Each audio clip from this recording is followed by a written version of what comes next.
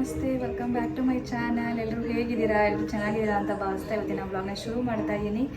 Okay, ಬನ್ನಿ ಇವತ್ತಿನ ಬ್ಲಾಗ್ನ ಶುರು ಮಾಡೋಣ. ಇವತ್ತು ಸ್ಯಾಟರ್ಡೇ, ಹಾಗಾಗಿ ಸ್ವಲ್ಪ ನಿಧಾನವಾಗಿ ಎದ್ದಿದ್ದು. ಬೆಳಿಗ್ಗೆ ಬೇಗ ಏನೂ ಎದ್ದಿರಲಿಲ್ಲ.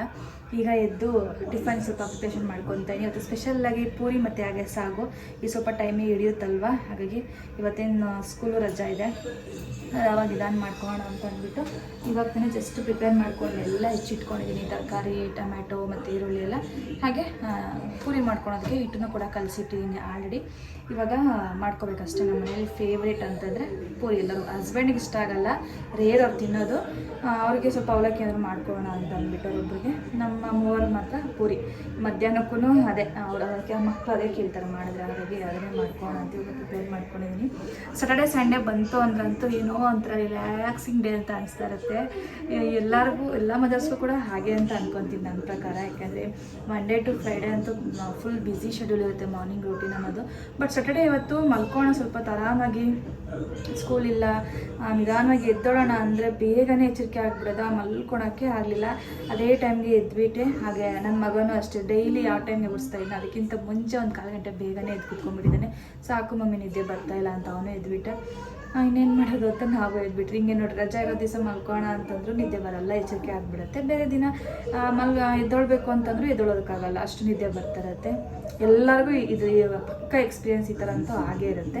ಓಕೆ, ಬನ್ನಿ ಹಾಗೆ ಸಾಗು ರೆಸಿಪಿ ಕೂಡ ಶೇರ್ ಮಾಡ್ಕೊತೀನಿ. ಇವತ್ತು ಬೇರೆ ಥರನೇ ಮಾಡ್ತಾಯಿದ್ದೀನಿ, ಹಾಗಾಗಿ ಯಾವ ರೀತಿ ಮಾಡ್ತೀನಿ ಅಂತೆಲ್ಲನೂ ಕೂಡ ಶೇರ್ ಮಾಡ್ಕೊತೀನಿ. ಹಾಗೆ ಇವತ್ತಿನ ಡೇ ಹೇಗಿರುತ್ತೆ, ಹೇಗೆಲ್ಲ ಆಗುತ್ತೆ ನನ್ನ ರೊಟೀನ್ ಇವತ್ತು ಅಂತ ಅಂದ್ಬಿಟ್ಟು ಇವತ್ತಿನ ವ್ಲಾಗಲ್ಲಿ ಶೇರ್ ಮಾಡ್ತೀನಿ. ಮಿಸ್ ಮಾಡದೆ ಕೊನೆವರೆಗೂ ವಿಡಿಯೋನ ನೋಡಿ ಸಪೋರ್ಟ್ ಮಾಡಿ ಅಂತ ಹೇಳ್ತೀನಿ. ಐ ಹೋಪ್ ನಿಮಗೆಲ್ಲರಿಗೂ ಕೂಡ ನನ್ನ ವಿಡಿಯೋ ಈ ನಡುವೆ ಇಷ್ಟ ಆಗುತ್ತಾ ಇದೆ ಅಂತ ನಾನು ಅನ್ಕೊತಾ ಇದ್ದೀನಿ. ಹೇಗಿದೆ ನನ್ನ ವ್ಲಾಗ್ಸ್, ಹೇಗೆ ಬರ್ತಿದೆ ಕಮೆಂಟ್ ಮೂಲಕ ತಿಳಿಸಿ. ಬನ್ನಿ ಸ್ಟಾರ್ಟ್ ಮಾಡೋಣ. ಎಲ್ಲ ಪ್ರಿಪ್ರೇಷನ್ ಆಗಿದೆ. ಇವಾಗ ಏನಾದರೂ ಜಸ್ಟ್ ಸ್ಟವ್ ಮೇಲೆ ಇಟ್ಟು ಎಲ್ಲ ಒಗ್ಗರಣೆಗೆ ಹಾಕೋದಷ್ಟೇ. ಬನ್ನಿ.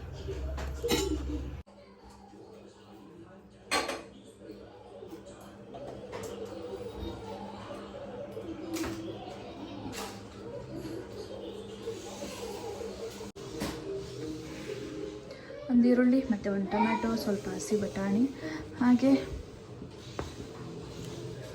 ನೌಕೋಲು, ಕ್ಯಾರೆಟು, ಬೀನ್ಸ್ ಇಷ್ಟನ್ನು ಕೂಡ ಇಲ್ಲಿ ಪ್ರಿಪೇರ್ ಮಾಡಿ ಇಟ್ಕೊಂಡಿದ್ದೀನಿ.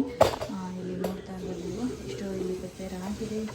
ಇಲ್ಲಿ ಸಾಗು ಮಾಡ್ಕೊಳೋದಕ್ಕೆ ಸ್ವಲ್ಪ ಮಸಾಲೆನೂ ಕೂಡ ರುಬ್ಕೊಬೇಕಾಗುತ್ತೆ. ನಾನಿಲ್ಲಿ ಒಂದು ಮಿಕ್ಸಿ ಜಾರ್ ತೊಗೊಂಡು ಇದಕ್ಕೆ ಸ್ವಲ್ಪ ಕಾಯಿನ ಹಾಕಿ ಫಸ್ಟ್ ಗ್ರೈಂಡ್ ಮಾಡ್ಕೊಂಡಿದ್ದೀನಿ 1 ರೌಂಡು.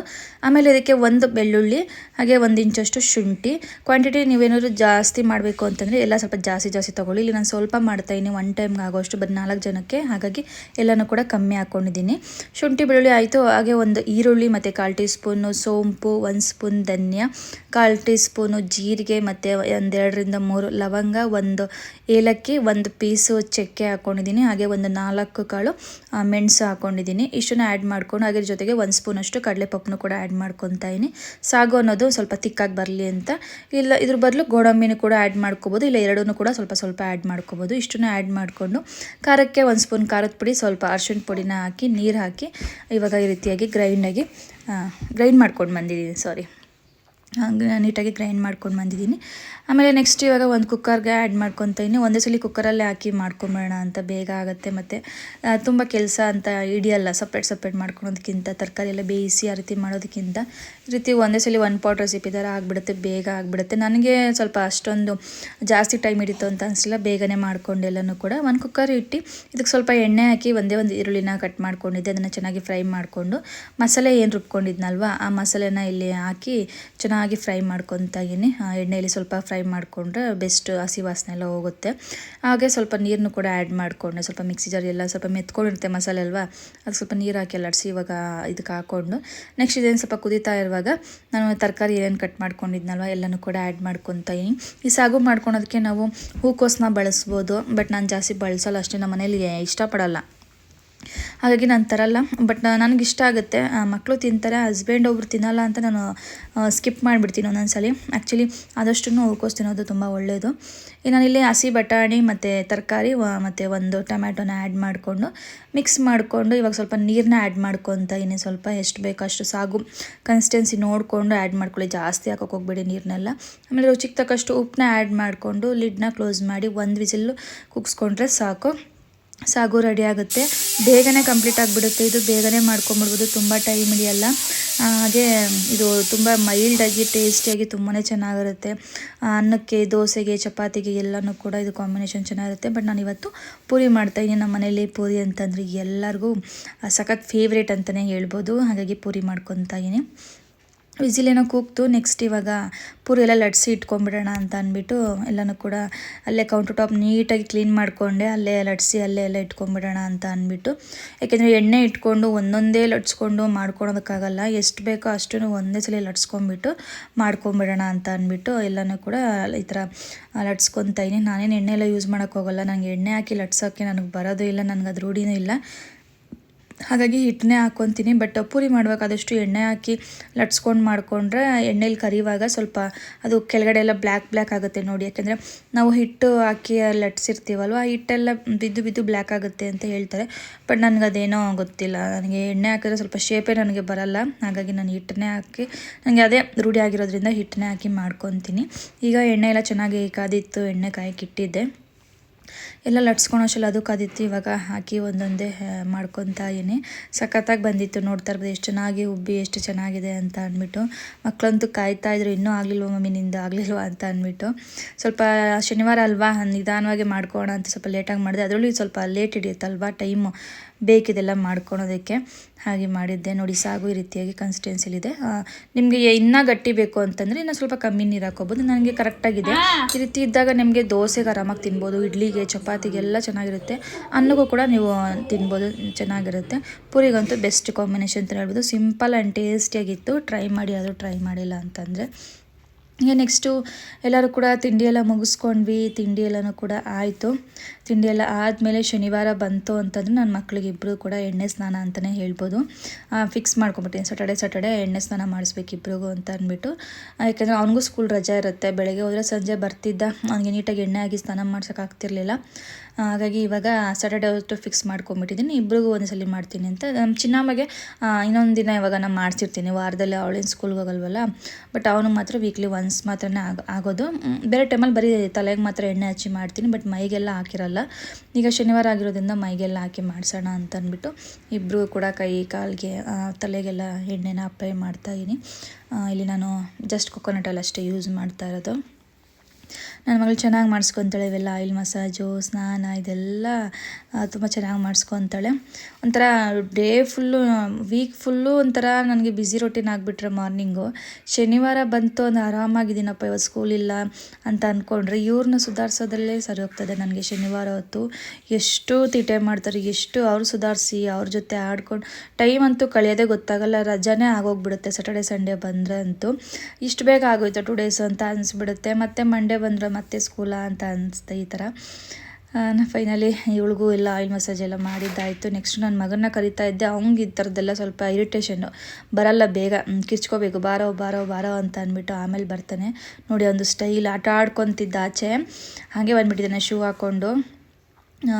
ಆಮೇಲೆ ಇದು ಫೋನ್ ಅಂದ್ಕೊಂಡ್ಬಿಟ್ಟಿರೋ, ಅವ್ನು ಫೋನೇನು ಇಟ್ಕೊಂಡಿಲ್ಲ, ಕ್ಯಾಲ್ಸಿ ಇಟ್ಕೊಂಡಿದ್ದಾನೆ. ಅದನ್ನ ಯಾವಾಗಲೂ ಇಟ್ಕೊಂಡು ಏನೋ ಒಂದು ನಂಬರ್ ಹೇಳಿ ಒತ್ಕೊಂಡು, ಈ ನಂಬರು ಮಮ್ಮಿ, ಈ ನಂಬರ್ ಅಂತ ಏನೋ ಮಾಡ್ತಾ ಇರ್ತಾನೆ ಅದು ಹಂಗೆ. ಆಮೇಲೆ ಹಿಂಗೆ ನಕ್ಕೊಂಡು ಏನಾದರೂ ಅವ್ರ ತಮಾಷೆ ಮಾಡಿಕೊಂಡು ಮಕ್ಕಳ ಹತ್ರ ಇಬ್ಬರ ಹತ್ರನೂ ಕೂಡ ಇಡೀ ದಿನ ಟೈಮ್ ಸ್ಪೆಂಡ್ ಮಾಡೋದೇ ಆಗುತ್ತೆ.